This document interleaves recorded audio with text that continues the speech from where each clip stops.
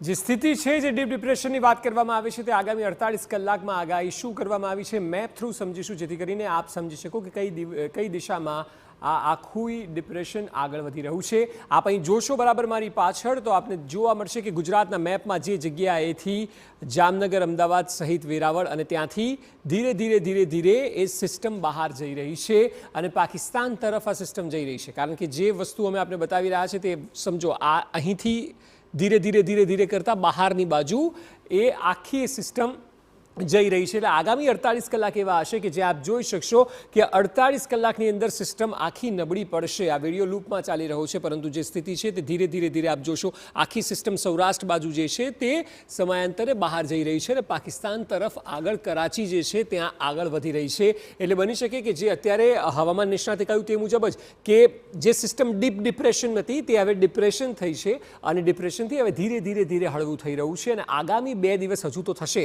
એટલે સૌરાષ્ટ્ર અને કચ્છનો જે રીઝન છે, આપ જામનગર સહિત આખો પટ્ટો જે જોશો તો ત્યાં આપને 2 દિવસ બાદ આવી સ્થિતિ જોવા મળશે, પરંતુ હાલ આવી સ્થિતિ છે। ધીરે આ સિસ્ટમ બહાર જઈ રહી છે અને બહાર પાકિસ્તાન તરફ જઈ રહી છે, ખાસ કરીને કરાચી જેવા બંદર પર કે જ્યાં આ જ પ્રકારની સ્થિતિ આવનારા 2 દિવસમાં જોવા મળશે। પરંતુ ગુજરાતમાં હજુ પણ 2 દિવસ વધારે કપરા સાબિત થઈ શકે છે તેવા પૂરેપૂરા એંધાણ છે।